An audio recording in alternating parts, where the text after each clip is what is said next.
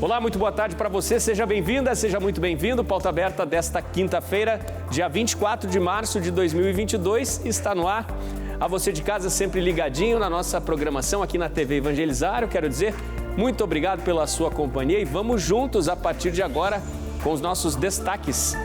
A invasão da Ucrânia há 29 dias é marcada por novos ataques a Kiev e a outras cidades importantes do país. O presidente ucraniano, em vídeo na internet, pede que pessoas do mundo todo vão às ruas para protestar e afirma que a guerra não é apenas de Putin contra a Ucrânia, muito mais do que isso. Em Bruxelas, reunião de cúpula da OTAN define o envio de mais tropas para os países que fazem fronteira com a Ucrânia. E o primeiro-ministro britânico Boris Johnson dispara. Para ele, Vladimir Putin cruzou a linha vermelha da barbárie. Aqui no Brasil, o dólar volta a operar em queda pelo 7º dia seguido nesta quinta-feira. E hoje, no fim da manhã, chegou a ser negociado abaixo dos R$ 4,80. E as expectativas do torcedor antes de mais um jogo da seleção pelas eliminatórias da Copa. Brasil e Chile jogam logo mais, às 8h30 da noite, no Maracanã. Fique ligadinho com a gente, o Pauta Aberta desta quinta-feira já começou.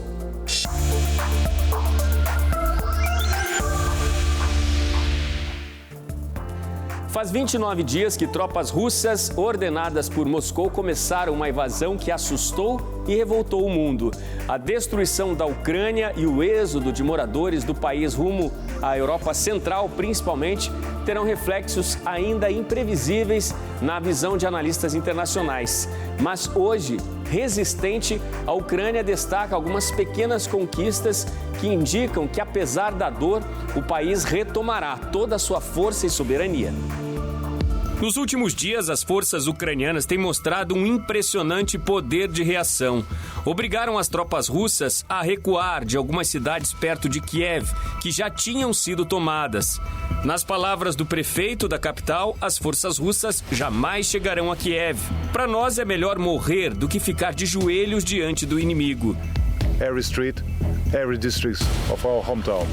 Vitaly Klitschko também destaca que a capital está fortificada.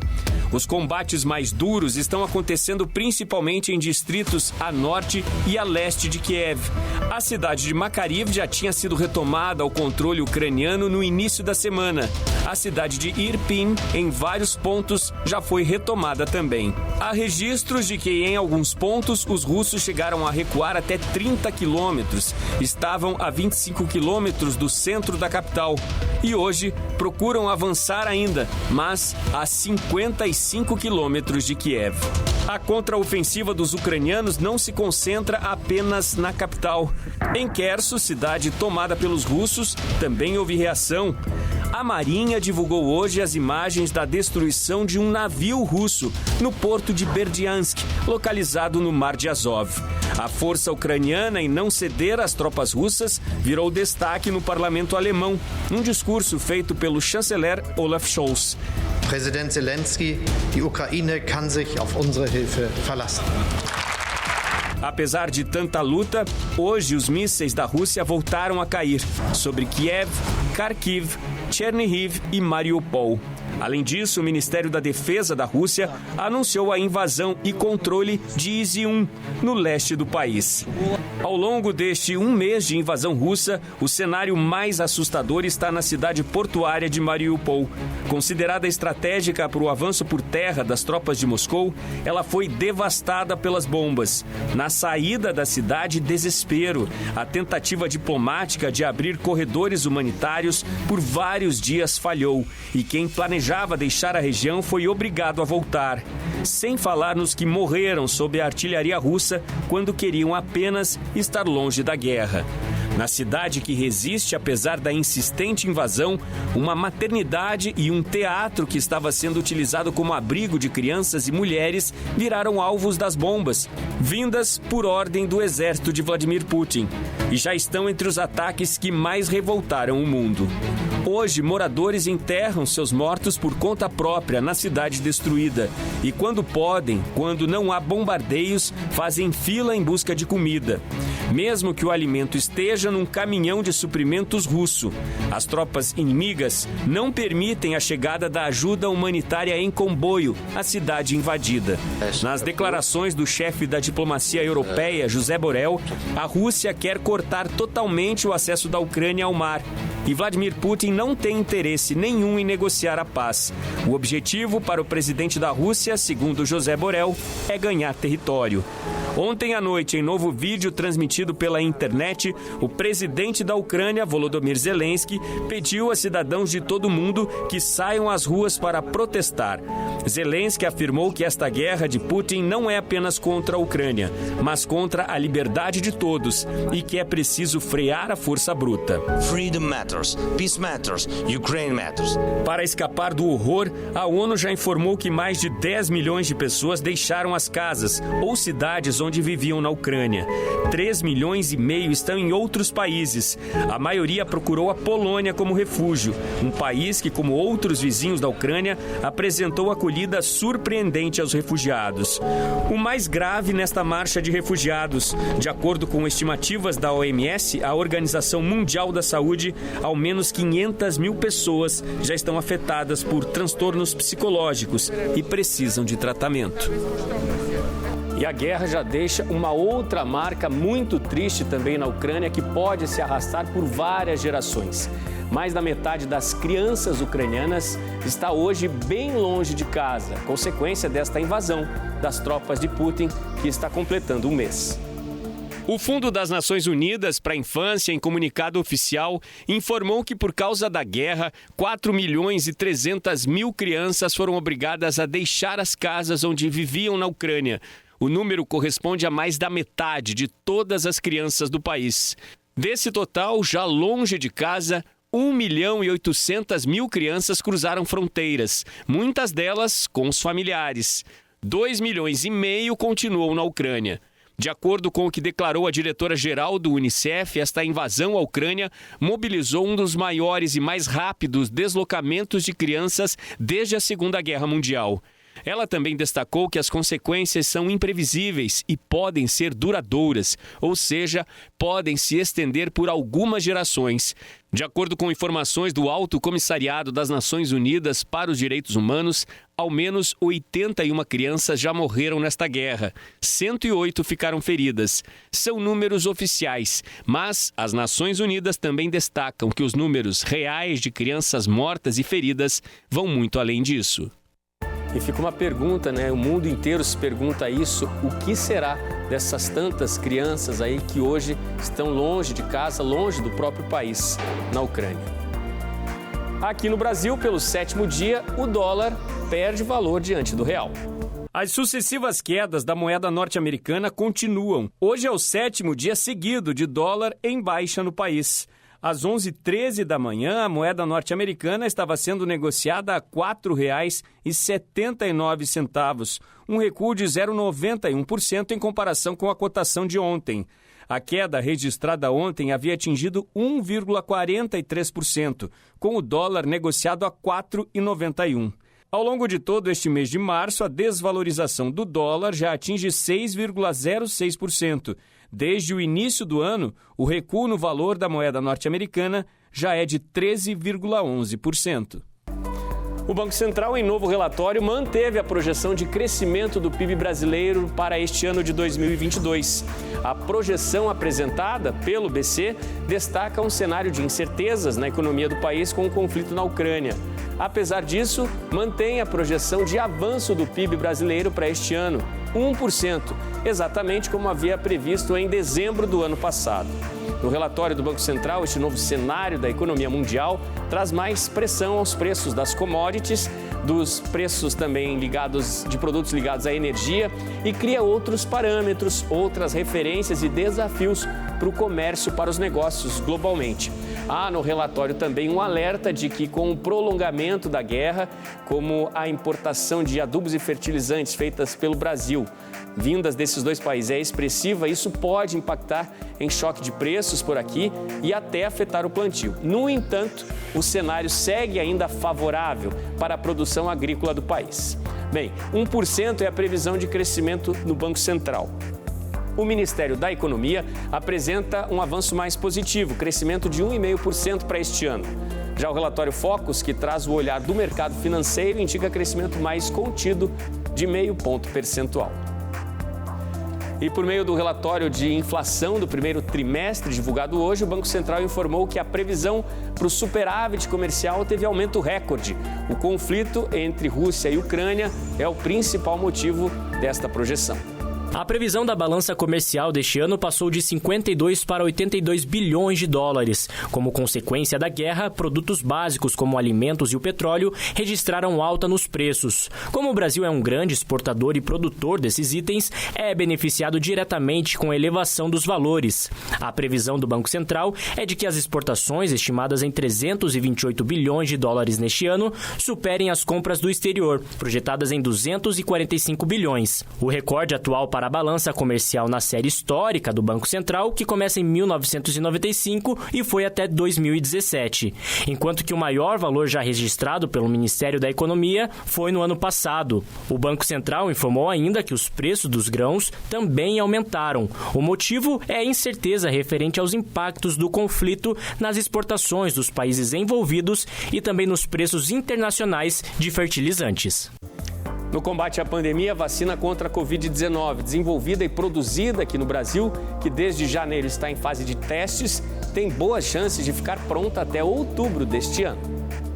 A primeira vacina brasileira contra a Covid-19 utiliza a avançada tecnologia de replicon de RNA, que é uma molécula responsável pela síntese de proteínas das células do corpo. O imunizante está em desenvolvimento em Salvador, na Bahia. Os testes para a elaboração da vacina foram aprovados pela Anvisa no ano passado e a fase 1 da experimentação clínica começou em janeiro deste ano e vai até abril. Esse estudo de fase 1 que tem como objetivo avaliar a segurança dessa vacina, dentro de um grupo de indivíduos saudáveis. A gente tem o objetivo de recrutar um total de 90 voluntários, bem como a capacidade dessa vacina de gerar uma reação imunológica no organismo, ou seja, que é a produção de anticorpos. A expectativa é que os ensaios clínicos sejam concluídos para a produção em grande escala em outubro deste ano.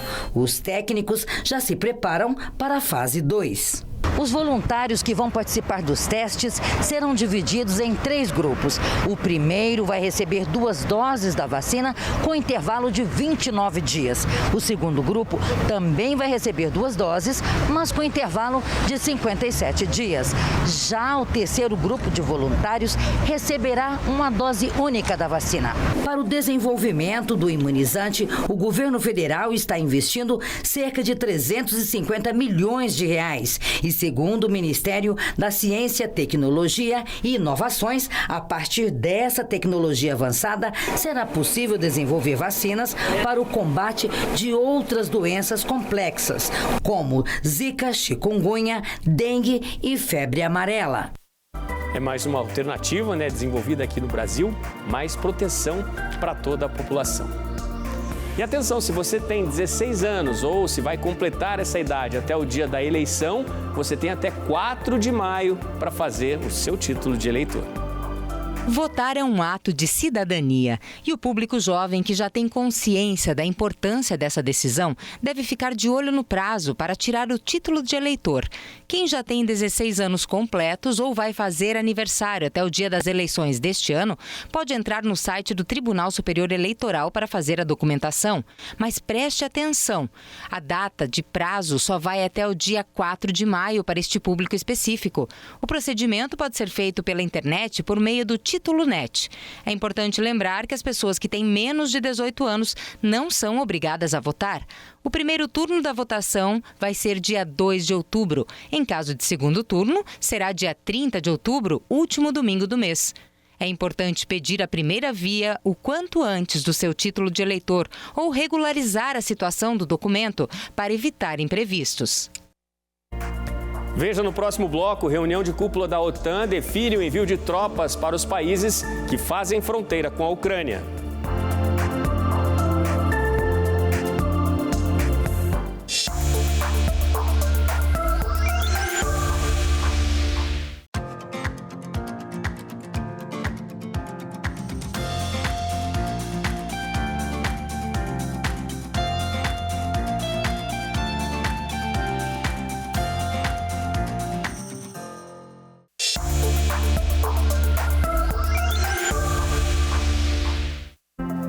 Pauta Aberta está de volta para esse segundo bloco e a gente volta agora, a falar sobre esses 29 dias de guerra, um mês de combates, nessa invasão da Ucrânia. Hoje tem reunião de cúpula da OTAN, aconteceu já em Bruxelas, e eu quero chamar aqui para o nosso telão Jucinei Cardoso, nosso correspondente que fala direto da Europa. Muito boa noite para você, Jucinei. Boa tarde a vocês aí no Brasil, Odilon. Várias novas medidas anunciadas, depois dessa reunião de cúpula da OTAN, inclusive entre elas uma muito importante que é o envio de tropas da OTAN, de mais forças aí entre os aliados para os países que fazem fronteira com a Ucrânia. Ontem mesmo, antes disso ser confirmado na reunião de hoje, a Rússia reagiu,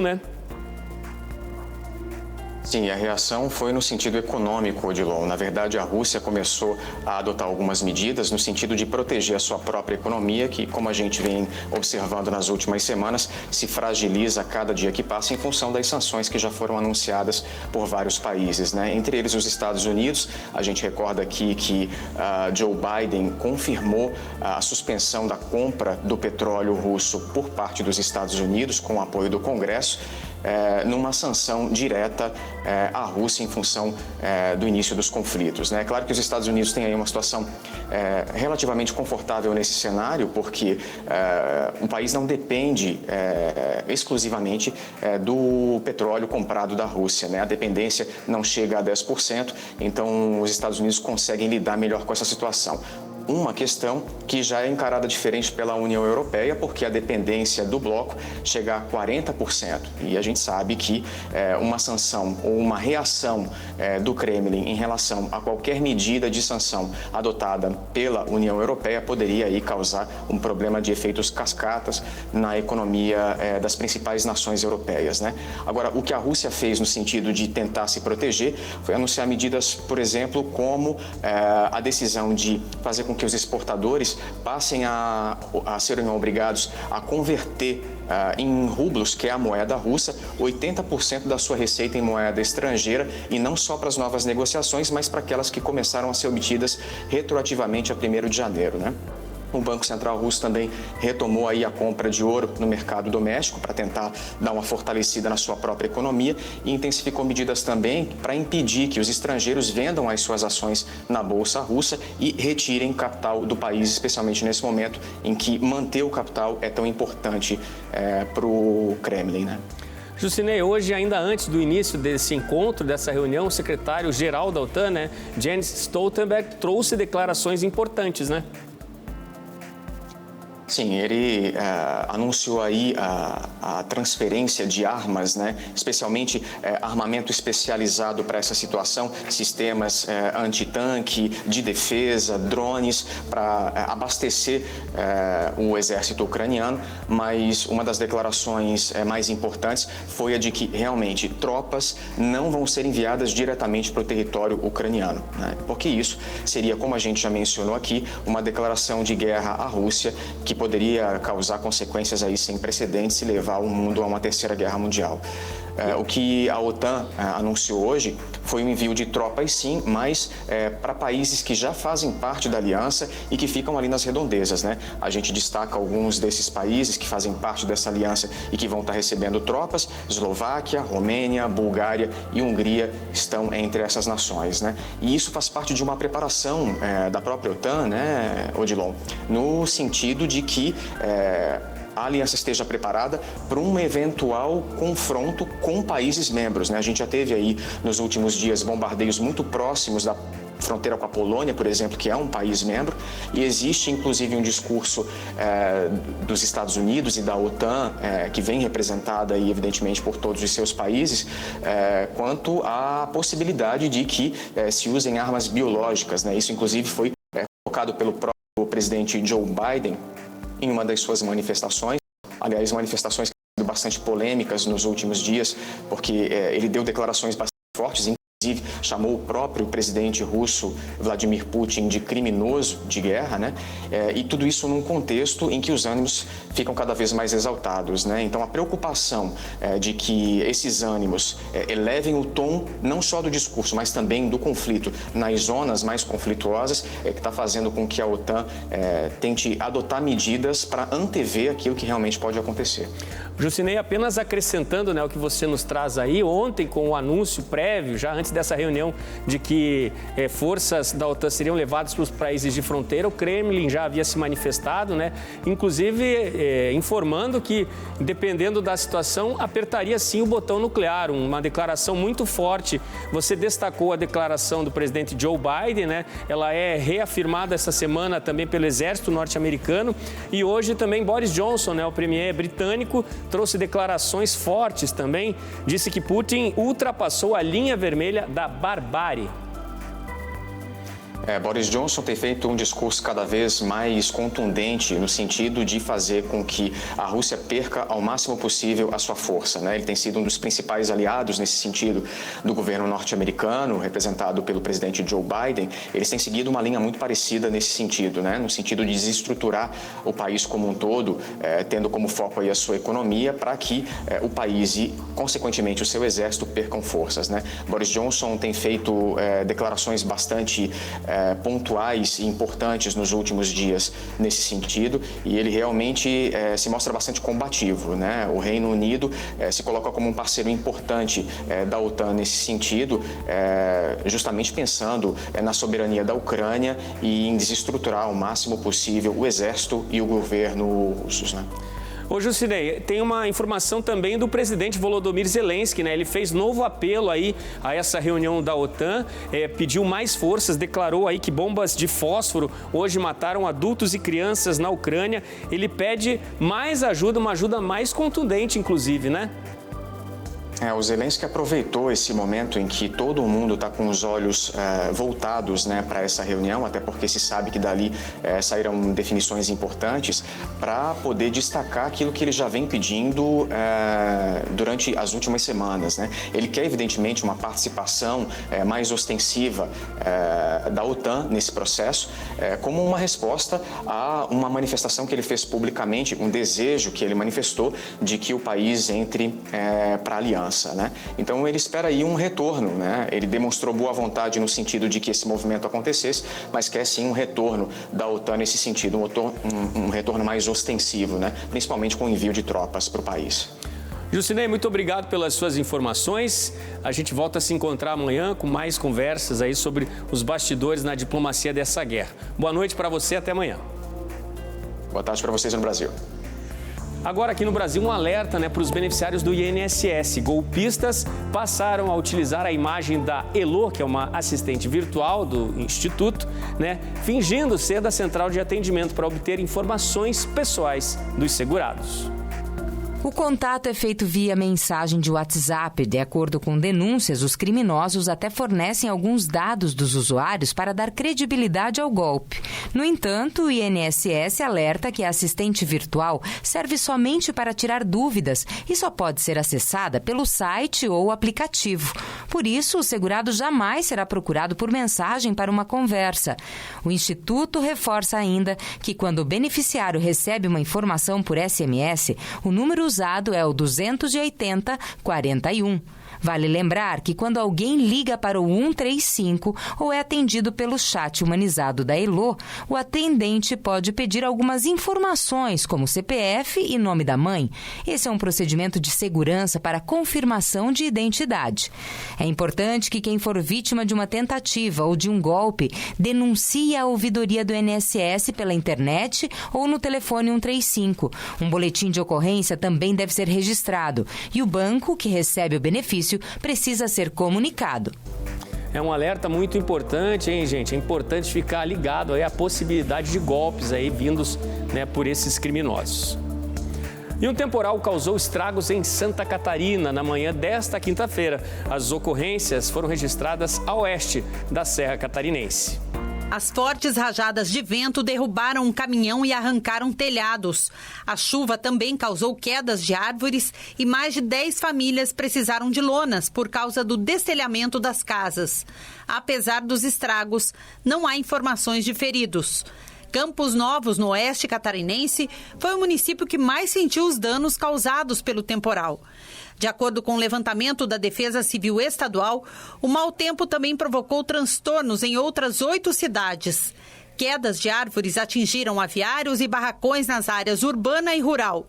Equipes do Corpo de Bombeiros, da Defesa Civil, com o apoio das prefeituras, trabalharam durante a manhã na distribuição de lonas, remoção dos galhos e na liberação de vias. Muitos estragos, né, prejuízos e um susto imenso, né, para a população dessa região aí no oeste de Santa Catarina. E centenas de peixes mortos foram encontrados no Espírito Santo e também em Cardoso, que fica no interior do estado de São Paulo. São situações, né, que estão preocupando os ambientalistas.